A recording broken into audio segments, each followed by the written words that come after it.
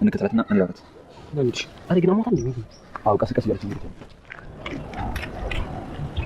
እንደ ማንኛውም የቤት ሰራተኛ ሰርቼ መኖር ነው የምፈልገው። የጊዜ ጉዳይ እንጂ ነገ ደግሞ ካንቺ በላይ የት እንደምደርስ አታውቂም።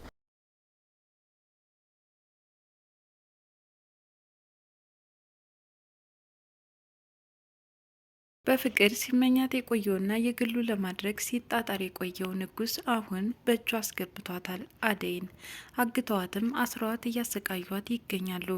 እንዲፈቷት እየተማጸነች ቢሆንም ከዛ ቦታ ያስቀመጡበት ምክንያት እንደታመመችና ማረፍ እንዳለባት ይህንን ሀሳባቸውም ለሷ ከመቆርቆር የተነሳ እንደሆነ ለማስመሰል እየሞከሩ ነው።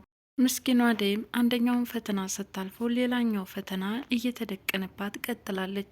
ሰላም ጤና ይስጠልን ወደ ቻናል ቤተሰቦች እንደምናላችሁ በያላችሁበት በአለም ዳርቻ ሰላማችሁ ይብዛ ይትረፍ እያልኩኝ ዛሬም በአዲስ ቪዲዮ መጥቻለሁ። በለምለም አነሳሽነት አደይ ደሞዟን ለመቀበል ወደ ባርኮት ቤት አመርታለች። ወደ ቤት ስትሄድ ግን ያልጠበቀችው ነገር ነበር አደይን ያጋጠማት። ዴቭ መስከሩን ተከትሎ ፍቅር አብረው ተኝታ ፍላጎቷን ለማሳካት እያሰበች ነበረ። ባየችው ነገር በመደናገጥ ወደ ታችም እየሮጠች ትወርዳለች። ባርኮትም ከኤላ ቤት እሷን ፈልጎ ሲመለስ ሁለታቸው ተገጣጥመዋል። ባርኮትም የእነሱን ቤት መልቀቋ እናታቸውን ስላበሳጨ እዛ መቆየት እንዳለባት እየጠይቃት ነበር። እሷም እኔ እኮ ከበቃኝ ቆይቻለሁ፣ እስካሁንም የትዬን ትዕዛዝ ለመፈጸም ስል ነው የቆየው። ሊዲያና ፍቅር እንዴት እንዳማረሯትና እዛ ቤት መኖር እንዳስጠላት እየነገረችው ነበረ።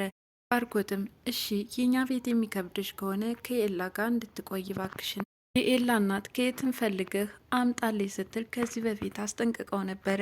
አሁንም ስጋቱ የአደይ መሄድ የእናቱን ቁጣ ላለመስማት ነበረ። ምስኪኗ አደይም ዛሬ ላይ በጣም መራር ሆናለች። ያለ ደሞዝ ስታሰቃያትና ስትሰድባት የቆየችውን ፍቅር ልትበቀላትም ቆርጣ ተነስታለች። ፍቅርም ከዚህ በፊት እንደለመደችውና ምንም አይመጣብኝም አይነት ስሜት ሁሉንም ያደረገችውን ነገር ለአደይ እየነገረቻት ነበረ። የእሷን ደሞዝ ሰጥታ በሐሰት እንዲመሰክር እንዳደረገችውም አልደበቀቻትም። ይህን የሰማችው አደይም ስሜቷን መቆጣጠር አቅቷት አንቃ ከሶፋው ጋር ስታጋጫት ነበር። ነገረኛዋ ፍቅር እንደዚህ ተይዛ እንኳና አፏ ከመጥፎ ነገር አልተቆጠበም ነበር። በመጨረሻም ለዓላማ ሰው ቤት እንደገባችና ደሞዟን እንደፈለገች እንደሆነ እዛ ቤት የተመለሰችው እየጠየቀቻት ነበር። ደሞዜን ስጭኝና ልሄድ፣ እኔ የዓላማ ሰው ነኝ፣ እንደ ማንኛውም ሰው ቤት እንደሚሰራ ሰው ስራዬንና ዓላማዬን ብቻ ነው የምከተለው አለቻት። እስካሁን ጥብቅና ቁማ እየተረዳዱ የምትሰድባት ሊዲያ አሁን ግን እሰይ ደጋረግሽ፣ ጥሩ አደረግሽ፣ እንደዛ ደቁሻት በያት እያለች ማጫፈሩን ቀጥላበታለች።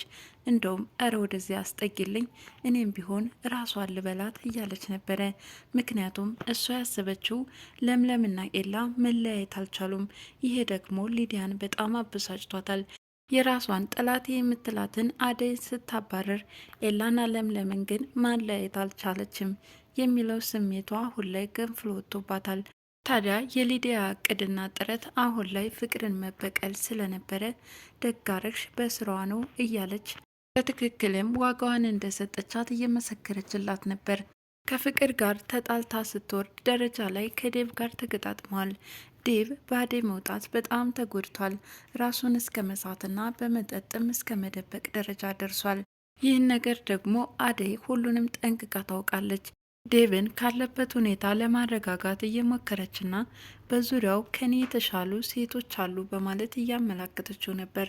ዴቭ ግን ከሷ ውጭ ምንም አይነት ሴት እንደማይታየው እየገለጸላት ነበር።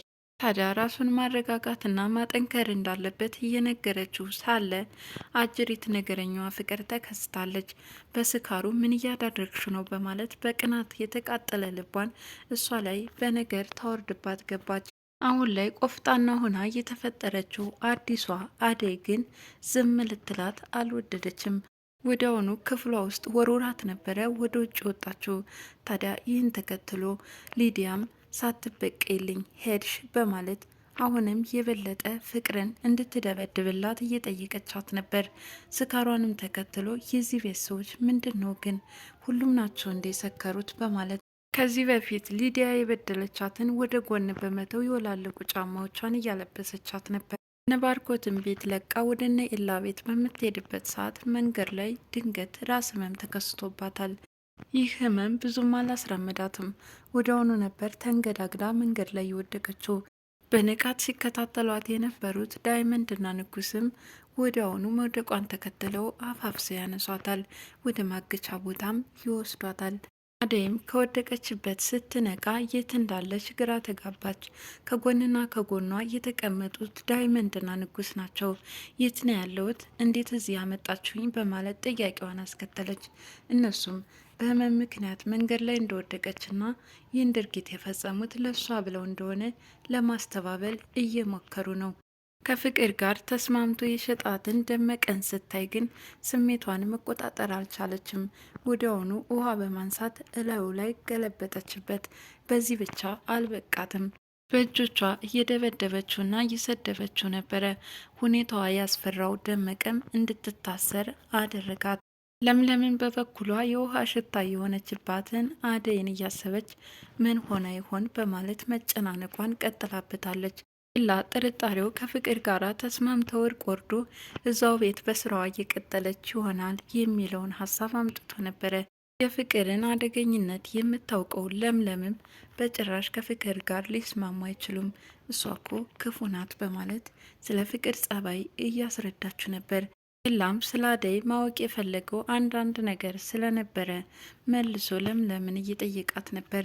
ለምለም ስለ አደይ መልካምነትና አስተዋይነት ከገለጸችለት በኋላ በሚስጥር እንድትጠብቅ ባርኮት እንዴት እንደሚወዳት እንደነበረ እየነገራት ነበር። ለዛ ነው እንዴ ፍቅር በጸባይዋ እያመናጫጨቃቻትና እሷን ለመጉዳት እያሰበቻለችው፣ ምናልባትም ወንድሟ ስለወደዳት ነው አለ። ከዚህ በፊት ባርኮት ከአደይ ፍቅር እንደያዘው ሌላ በሚስጥር አጋርቶት ነበር።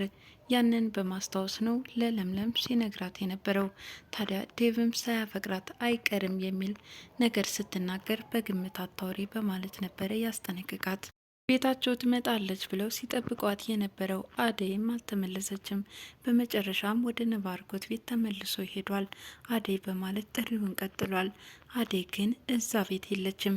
ዴቭም ኤላ ቤት ትኖራለች ብሎ ተስፋ ያደረገው አሁን ላይ አስደንጋጭ ቃል ሰምቷል። ምክንያቱም ደላላ ቦታ ሳትሄድ አትቀርም። ስለዚህ ጉዳይ ከለምለም ጋር ሲያወሩ ሰምቻቸው ነበር አለ ኤላም። ዴቭም አደይ ደላላ ቤት እያለ ራሱን እየወዘወዘና በንዴትና በቁጭት ሲናገር ነበር። የኤላ ፍቅር የምትሰቃየው ሊዲያም ወደ ኤላ ቤት አመርታለች። ሳታንኳኪ ለምን ገባሽ በማለት ሊነቅፋት ቢፈልግም እሷ ግን መስሚያ ጥጥ ነው ያለች ትመስላለች። ኤላ በተቀመጠበት እግሩን ተንተርሳ ተኝታለች። እላዩ ላይ እንድትነሳለት ደጋግሞ ቢጠይቃትም እሷ ግን ልትሰማው አልቻለችም። እንደዛ እንደሆነች የሚወዳት ፍቅረኛውና ለምለም ስትመጣ ምን ይፈጠር ይሆን? አብረን የምናየው ይሆናል።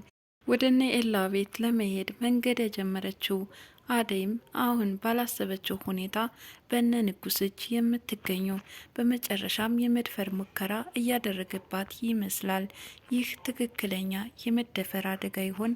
አሁን ካለችበትና ከታሰረችበት ተለቃ ወደ አሰበችው ወደ እነ ኤላ ቤት ትሄድ ይሆን ወይስ ደላላ ቦታ? ሁሉንም የምናይ ይሆናል። ሰራተኛዋ አደይ የዛሬው ፕሮግራም ይህን ይመስላል። በቀጣይ ቪዲዮ እስከምንገናኝ ድረስ መልካም ጊዜ ይሆንላችሁ እያልኩኝ ለዛሬ ተሰናበትኳችሁ። አመሰግናለሁ።